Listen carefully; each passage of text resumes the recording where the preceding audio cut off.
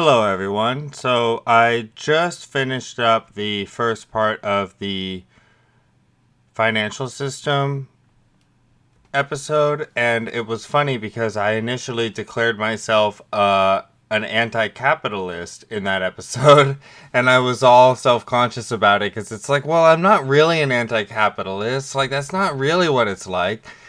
And I Googled a term that I wondered if it exists or not. Because I thought that I figured it describes what I am. And I found a wonderful book. So this will be the very first Spotify episode that is a book review. But it's not really a book review. It's a book synopsis review because I'm so excited to read it. I have to do a review before I read it because I'm going to read it. And it is called The Rise of Technosocialism: How Inequality, AI, and Climate Will Usher in a New World. I am a techno-socialist. That is what I have always been, and I never knew how to communicate it. It's not really anti-capitalist though. It's I will begin by reading the description of this book on Amazon before I buy a hardcover copy. Kind of steep actually. I might have to just stick it on Kindle for now. Um so yeah, what is techno-socialism? Well, here we go. The 21st century is going to be the most disruptive, contentious period humanity has ever lived through. It will challenge our most sacred ideologies around politics, economics, and social constructs. It will force humanity to adapt in ways we can't yet imagine. Now, if y'all don't believe that's true, y'all are in for something. Moving on from there. Here we go, guys, and here's something. I love how this is articulated just in the Amazon. Like, these professors were ahead of me. It was like, I feel like this is what's going to happen, and I figured, does anyone else think that this is what's going to happen? Well, of course, I'm not as smart as these professor people, but I feel like they're right on this one, because I feel like I'm right on this one. I've always felt like this is what's going to happen. The more you study philosophy, the more you study the history and philosophy in the past, you can start to guess what's going to happen. So here's my guess, and why I am one. If the cost of providing universal health care is lower than the cost of building a political movement to prevent it, would politicians still view it as socialism? And that is exactly like the thing that I said in a YouTube video where I said, it doesn't matter what the minimum wage is. The point is, there's someone trying to support a family on it, and they're pissed off, and they have a vote. So if the cost of providing the thing that the people want is cheaper than preventing the political movement against it, is it still socialism? Moving on with the description here in the Amazon preview. In a world where algorithms and robots take the jobs of immigrants and citizens alike, are border controls an effective response? If unemployment skyrockets due to automation, would conservative governments rather battle long-term social unrest, or could they agree on something like universal basic income? When renewable energy sources are a fraction of the cost of coal-generated electricity, should lobbyists be able to prevent changes to energy infrastructure? When the crowd's mood is measured in influence and exabytes, will real-time democracy render elections a thing of the past? Brett King and Dr. Richard Petty explore the seismic social changes that will be the thrust on the world over the coming decades. The rise of techno-socialism seeks to answer both how our children will live with AI and climate disruption, along with which economies will likely emerge victorious in an always-on, smart world. Wow. That's the first time I read through the whole description. I was so excited because I didn't even read like the middle sentences because I was so excited. I just had to start. Oh man. All right. Who are they? Brett King and Dr. Richard Petty. Don't know who they are, but they're calling the same shots I'm calling, and that's pretty cool.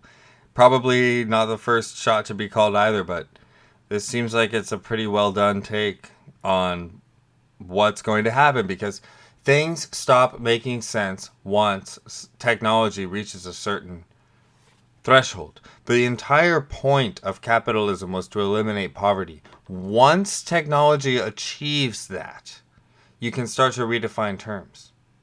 Once you're imposed scarcity in a certain element. So you can support something only to the extent that it can be afforded.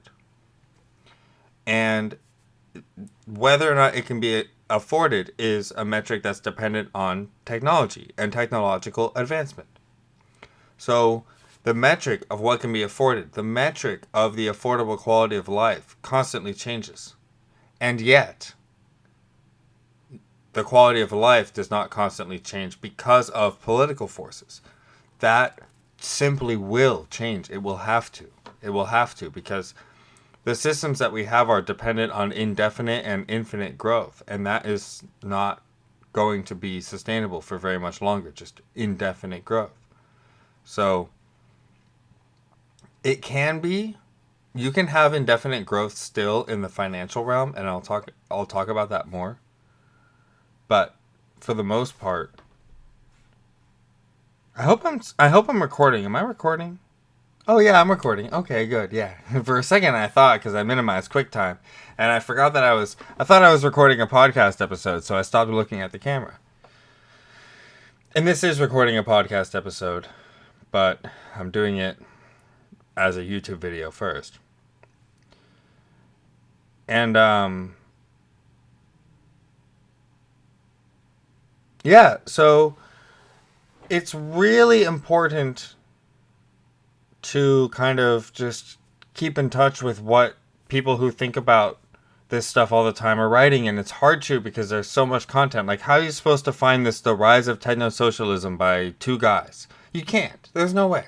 So it's just kind of like, I try to, like, I'm going to read this thing, and then I'll try to articulate, like, what's cool about it in a condensed format, you know? And that's kind of what I like to get out of other podcasts and YouTube. It's like, they put in the time to immerse in something they're interested in, and then they share, like, the key takeaways. But yeah, so this was kind of a trip, like techno-socialism. I guess that's what I am, a techno-socialist. I believe not in equality of outcome, though. Only equality of opportunity. And I believe that it's a human right to have the opportunity. And I believe that, I believe that freedom of information and education is a human right. Education is a human right, and the United States legal system currently agrees with me on that much.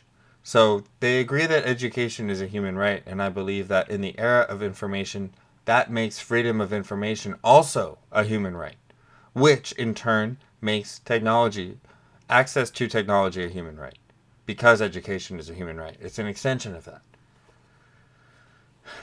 So, and then you go all the way into UBI, based on certain conditions, I think that UBI can help society in a lot of contexts, depending on whether or not it can be afforded and how it works and all that, of course.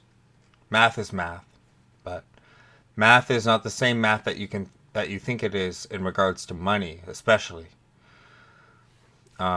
Numerical figures in regards to money mean very little, and I think that that's going to be increasingly clear over the coming decades. So, yeah, thank you everybody. I guess I'll close it out with that. It's a really cool book. The Rise of Technosocialism by Brett King and Richard Petty. I will follow up after I'm done with it, which will take me forever because my reading list is too long. And I'm currently reading a book called The Unwritten Constitution by Professor George Thomas, because I'm hoping to interview him on it. Whether or not he wants to do an interview on that or not, it would be, he